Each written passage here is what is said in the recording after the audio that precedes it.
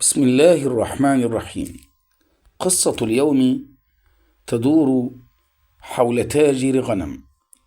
كان تاجر الغنم في دكانه جالسا مكتئبا وحزينا جدا، لأنه مضى 3 أيام ولم يبع شيئا ولا أي غنمة.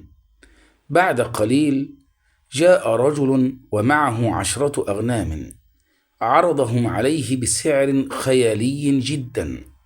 فتح التاجر درج النقود فوجده خاليا، فاعتذر من الرجل لأنه لن يستطيع شراءهم.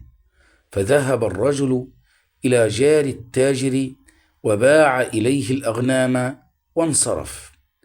فبدأ التاجر بالتذمر والشكوى من سوء حظه، وأغلق دكانه وانصرف إلى بيته، والحسد والغضب يملأ وجهه لأنه خسر صفقة مربحة جدا.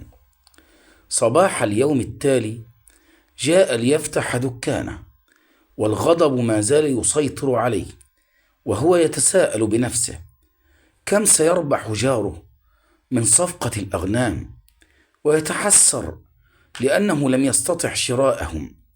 نظر إلى دكان جاره فوجدها مغلقة. سأل الجيران ما السبب؟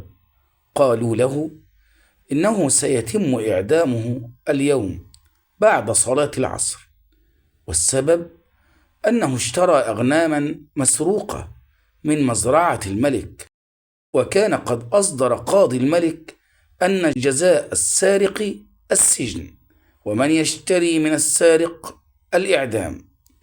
فخر الرجل ساجدا يشكر الله في نفسه، وعلم حكمة الله في الأمر، وأن الله حجب عنه البيع لينجيه من الوقوع في شراء الأغنام المسروقة. لو كان في صندوقه أموال لكان اشترى الأغنام، وكان هو من سيعدم ذلك اليوم. الحكمة هي أن كل شيء تراه شرا وراءه لطف خفي لا يعلمه إلا الله الحكيم الخبير سبحانه وتعالى.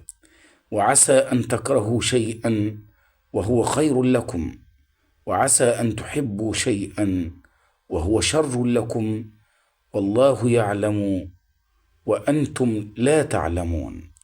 والسلام عليكم ورحمة الله وبركاته.